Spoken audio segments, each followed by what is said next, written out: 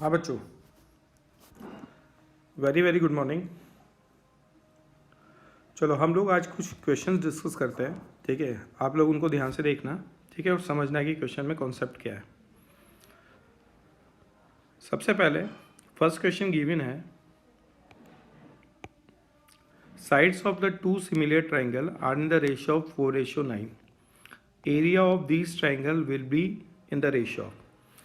बेटा आप सब लोगों को पता है कि अगर मेरे पास सिमिलर ट्राइंगल होते हैं तो उनका जो एरिया है, ठीक है, वो उनके करस्पॉन्डिंग साइड्स के स्क्वायर, करस्पॉन्डिंग साइड्स के रेशियो के स्क्वायर के इक्वल होता है।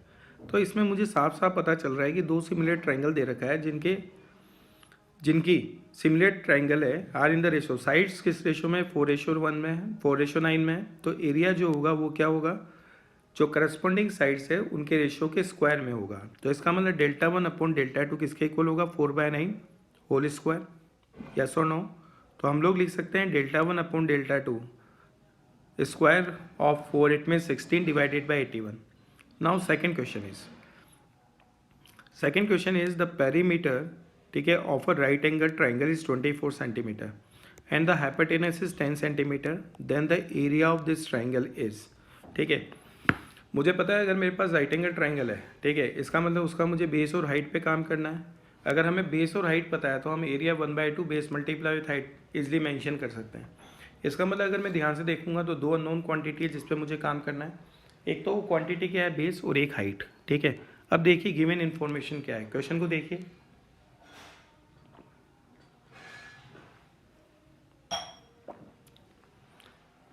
आप लोग अगर ध्यान से देखते हैं तो उसने एक पेरीमीटर दे रखा है हम लोगों को, ठीक है, और साथ में हाइपोटेनस गिवन है, 10। डायग्राम को आप लोग ध्यान से देखिए। अगर मैं डायग्राम को देखता हूँ तो सपोज मैंने ये वाली लेंथ कंसिडर क्या कर ली, हाइट a, बेस क्या कंसिडर कर लिया p, ठीक है, और जो हाइपोटेनस है वो कितना दे रखा है, 10। ठीक है, अब देखिए ध्यान से, एक रिलेशन मुझे दे रखा है कि उसने पेरीमीटर 24 दे रखा है, it means the values of, और हाइपोटेनस जितना दे रखा है 10। तो एक रिलेशन तो आ रहा है पाइथागोरस थ्योरम से, a² + b² = 10², और एक रिलेशन पेरीमीटर से आ रहा है a + b + 10 = 24। It means the values of a + b = 14। ठीक है, अब फाइनली हम लोगों के पास दो इक्वेशन आ गई in the terms of a and b, और दो अननोन है, तो इसका मतलब हम इजिली सॉल्व कर सकते हैं। ठीक है, अगर मैं इक्वेशन सेकंड से b की वैल्यूज देखूंगा, the values of b = 14 - a, put in equation first. Now the equation 1 becomes a² + 14 - a whole square = 10²। Now you will get the quadratic equation a² - 14a + 48 = 0. You can factorize this quadratic equation, and the factor of this quadratic equation is a - 8, a - 6 = 0. All you know that x multiply with y = 0. It means either x = 0 or y = 0. It means a - 8 = 0 or a - 6 = 0. When you are taking a = 8, the values of b become 6. a = 6, the values of b becomes 8, और area we know the area equal to 1/2 AB है ना, तो you will get the values of area is 24 unit square. Now next question is ABC is the right angle triangle with angle B 90 degree and M is the mid point of AC। ठीक है,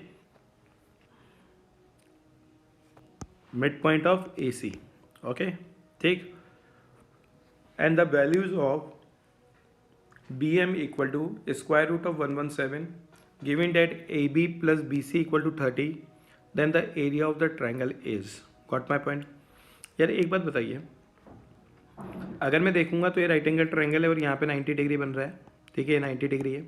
ठीक है, हम लोगों को पता है कि अगर राइट एंगल ट्रायंगल होता है, ठीक है, और अगर मैं इस वर्टेक्स को मिड पॉइंट ऑफ हाइपोटेनस से मिलाता हूँ तो ये वाली लेंथ और ये वाली लेंथ और ये वाली लेंथ क्या आती है, इक्वल आती है। ये क्यों इक्वल आती है बेटा, क्योंकि आपको पता है कि जब हम लोग इस पर सर्किल बनाएंगे तो सर्किल कुछ ऐसे बनेगा, और अगर ये सर्किल होगा तो ये वाली चीज़, ये हमेशा पता है सेंटर क्या होता है इसका, मिड पॉइंट ऑफ हाइपोटेनस, तो ये क्या होगा, रेडियस, ये भी क्या होगा, रेडियस, और ये भी क्या होगा, रेडियस। इसका मतलब ये तीनों लेंथ क्या आती है, बराबर। अगर ये तीनों लेंथ इक्वल है तो ये वाली क्वांटिटी गिवन है √117, तो ये भी क्या होगी, √117, और ये भी क्या होगी, √117। है ना। Suppose I am taking this values is A and this values is B, ठीक है। अब अगर हम ध्यान से देखेंगे तो 2 unknown quantity A and B, और अगर 2 अननोन क्वांटिटी है तो हम लोगों को 2 रिलेशन डेवलप करने पड़ेंगे। अगर मेरे पास किसी तरह से 2 रिलेशन डेवलप हो गए तो मेरा काम बन जाएगा, ठीक है बच्चों। अब ध्यान से देखिए, अगर हम लोग यहाँ पर देखेंगे तो गिवन है कि ए प्लस बी की वैल्यूज़ क्या गिवन है, A plus B equal to 30, fine, ये गिवन था। और हम लोग अगर यहाँ पे पाइथागोरस थ्योरम देखते हैं तो हमें पता है बी सी का स्क्वायर प्लस ए बी का square equal to A C का square. It means the values of A square plus B square equal to 2 times of square root of 117 whole square, then you will get the values. Solve equation 1 and 2, ठीक है, and put the values of B, eliminate the A. Eliminate किया अगर मैंने ए को तो finally जो quadratic equation form हो रही है वो हो रही है A square minus 30 A plus 216 equal to 0। इसको फैक्टराइज करेंगे तो फैक्टर हो रहा है ए माइनस 18 और A minus 12 equal to 0। Then you will get the values of A equal to 18, either 18 और 12। अगर ए इक्वल टू 18 है तो उसके करस्पॉन्डिंग बी कितना हो जाएगा 12 from the equation first. A equal to 12 then you will get the values of B equal to 18, ठीक है। अब अगर ए और बी हम लोगों को पता है, ठीक है, तो हम एरिया इजिली फाइंड आउट कर सकते हैं। और एरिया क्या होगा 1/2 base multiply with height. Solve करने पर हमारे पास वैल्यूज़ क्या आएगी, the values is equal to 108। Now the next question, question is in any equilateral triangle A B C, ठीक है। इक्विलेटरल ट्राइंगल है, इसका मतलब तीनों साइड इक्वल है, उसके एंगल इक्वल है, तो हर वर्टेक्स पे एंगल कितना हो गया 60 डिग्री हो गया। अब मैंने लिखा हुआ है the side B C trisect at D, जो बी सी है वो डी पॉइंट पे क्या हो रही है, ट्राइसेक्ट हो रही है, ठीक है। Then find the values of 9 A D square, ऐसा कुछ निकालना है। यार एक बात बताइए, अगर मैं इस वाली क्वांटिटी को देखूंगा तो डी पॉइंट पे बी सी जो लेंथ है वो ट्राइसेक्ट हो रही है। अगर ट्राइसेक्ट हो रही है इसका मतलब वो 2:1 में डिवाइड कर रही है। सपोज मैंने जो इक्विलेटरल ट्राइंगल है, ठीक है, उसका साइड 3x कंसिडर कर लिया। अगर 3x कंसिडर कर लूँगा तो ये लेंथ कितनी हो जाएगी 2x, और ये लेंथ कितनी हो जाएगी x, ठीक है। अब मैंने a से एक ऑल्टीट्यूड प्लॉट किया। इक्विलेटरल ट्राइंगल के अंदर ऑल्टीट्यूड, मीडियन, एंगल, बाइसेक्टर सब सेम चीज़ होती है। तो अगर मैंने ये ऑल्टीट्यूड प्लॉट किया और ये 90 डिग्री बन रहा है तो ये मीडियन का काम भी करेगा। तो ये लेंथ कितनी हो जाएगी 3x/2, और ये भी कितनी होगी 3x/2। अगर ये क्वांटिटी 3x/2 है और ये वाली क्वांटिटी x है ना, तो ये रिमेनिंग क्वांटिटी कितनी होगी x/2 होगी। अब ध्यान से आप लोग इस ट्राइंगल को कंसिडर करो, ये एक राइट एंगल ट्राइंगल है, ये लेंथ x/2 है और ये लेंथ क्या है, हाइट है। हाइट आप लोगों को पता होता है √3a/2 होता है, या √3/2 मल्टीप्लाई विद साइड की वैल्यूज़ यहाँ पे कितना है 3x, तो ये h आ गया या नहीं आ गया। तुमने कहा हाँ सर ये h आ गया, ठीक है।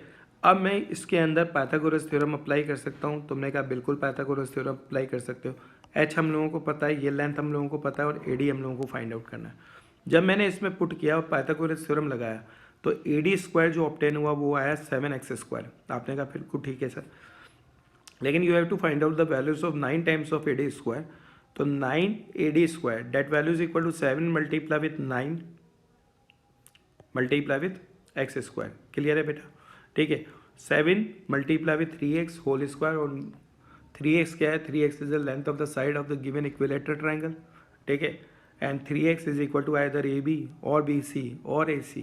लेकिन ऑप्शन जो है वो किसके टर्म्स में दे रखे हैं, AB के टर्म्स में दे रखे हैं। तो मैंने इसको लिख दिया 7 times of the values of 3x is equal to length of AB। तो it means 9 times of AD square equal to 7 times of AB square. Fine बच्चों, नेक्स्ट क्वेश्चन क्या है, in the given figure AB is the diameter of the circle, okay, with O is the center and AT is the tangent. If angle AOQ equal to 58 degree, then the values of ATQ, this one, इसका मतलब मुझे finally ये angle निकालना है ATQ। अब ध्यान से देखिए, क्वेश्चन को ब्रेकअप करते हैं।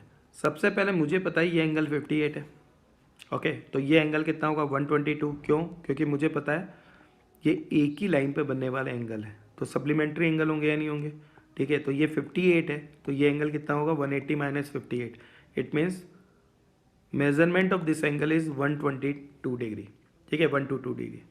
अब आप इस ट्राइंगल को ध्यान से देखो, ये ट्राइंगल जो है ये ट्रायंगल, इसमें ये एंगल 122 डिग्री है, ये वाला लेंथ और ये वाला लेंथ बराबर है। क्यों? क्योंकि ये रेडियस ऑफ सर्किल है। इसका मतलब ये आइसोसेलेस ट्रायंगल है, और अगर ये आइसोसेलेस ट्रायंगल है तो ये वाला एंगल और ये वाला एंगल क्या होगा? सेम। इन दोनों एंगल का जो सम है वो क्या होगा? 180 माइनस 122, यस और नो? तो कितना हो गया बेटा जी? ये 58, और 58 को बाइसेक्ट करेंगे, दो टुकड़ों में तोड़ेंगे तो क्या आ जाएगा? 29। तो मुझे पता चल गया कि ये एंगल भी 29 है और ये एंगल भी 29 है। अब मैं सब भूल गया। अब इस वाले ट्रायंगल को कंसिडर किया कंसिडर, ये 90 डिग्री है, ये 29 अभी अभी हमने फाइंड आउट किया, तो ये ऑटोमेटिकली कितना होगा? 90 minus 29, it means 61 degree. Fine बच्चों, ओके। चलो नेक्स्ट क्वेश्चन पे आ जाओ। नेक्स्ट क्वेश्चन मेरे पास दे रखा है, in the adjacent figure PM and RN, ये दोनों किसके परपेंडिकुलर है? QS पे परपेंडिकुलर है, ओके ठीक है। और लिखा हुआ है diagonal QS and PR intersect at a point O where area of the triangle PMO and RNO in the ratio 1:4, then find out the area of the triangle PQS and RQS, okay. Question ठीक है। एक बात बताइए, ध्यान से देखो, ये angle क्या होंगे? अपोजिट वर्टिकल एंगल होंगे, तो ये थीटा थीटा होगा। ये एंगल 90 है, ये 90 है, ये एंगल ऑटोमेटिकली सेम होगा। और किसी भी ट्राइंगल में अगर तीनों एंगल सेम होते हैं तो ट्राइंगल क्या हो जाता है? सिमिलर ट्राइंगल हो जाता है। आपने कहा बिल्कुल सर हो जाता है, 100% हो जाता है। चलो भाई, तो इसका मतलब ये वाला ट्राइंगल और ये वाला ट्राइंगल क्या हो गया? सिमिलर ट्राइंगल हो गया। और अगर ये दोनों ट्राइंगल सिमिलर ट्राइंगल हैं बच्चों, तो इसका मतलब उनका जो एरिया होगा वो उनकी करस्पॉन्डिंग साइड्स के रेशियो के स्क्वायर के इक्वल होगा, ठीक है। अब इसका मतलब मैं लिख सकता हूँ area of PMO equal to area of RNO, ये दोनों करस्पॉन्डिंग साइड हो गई, तो इसको लिख सकता हूँ PM divided by RN whole square. मुझे पता है ये वैल्यूज़ जो है वो ये वैल्यूज़ कितनी दे रखी है? एरिया का रेशियो 1/4 है, तो इसका मतलब PM और RN का जो रेशियो है वो क्या हो गया हम लोगों के पास? 1/2। आपने कहा बिल्कुल सर, ठीक है। अब मुझे पता है कि PM और RN का जो रेशो है वो किस रेशो में? 1:2। अब इस ट्राइंगल को देखिए आप और इस ट्राइंगल को देखिए, इन दोनों ट्राइंगल में ये जो चीज़ है ये बेस है और बेस सेम है। तो आप लोगों को पता है कि कोई भी ट्राइंगल होता है उसका एरिया होता है 1/2 बेस मल्टीप्लाई विथ हाइट। अगर बेस सेम है तो उनका जो एरिया होगा वो उनकी हाइट के प्रोपोर्शनल में होगा या नहीं होगा? आपने कहा हाँ सर। तो इसका मतलब area of this one ratio of area of this one किसके इक्वल होगा? Equal to ratio of their heights. तो ये क्या होगा? PM अपॉन RN, और आप लोगों को पता है PM और RN का रेशियो क्या है? 1/2। The next question is, the longest side of the triangle is 20 and the other is 10। The area of the triangle, ठीक है, is 80 centimetre, then find the length of the remaining side of the triangle. एक बात बताइए, बिल्कुल simple सा Heron's formula का question है। एक साइड कितनी दे रखी है? 20, एक साइड दे रखी है 10, और एक साइड अननोन है जो मैंने कंसिडर कर ली x। यहाँ से मैं पेरीमीटर निकाल सकता हूँ, और पेरीमीटर कितना होगा? 30 प्लस x। तो हाफ ऑफ पेरीमीटर कितना होगा? 15 plus x/2। all we know the formula for the Heron's formula of the Heron's, ठीक है। Area of the triangle delta is equal to square root of SS minus S minus B S minus C। Now the delta square becomes SS minus S minus B S minus C, ठीक है। In the question the values of delta is 80 centimeter square, तो 80 square equal to, put the values of S minus S minus B S minus C, then you will get the equation 80 square 225 minus x square by 4, x square by 4 minus 25, put x square divided by 4 equal to t। तो ये आपके पास simple सी क्या बन गई? Quadratic equation.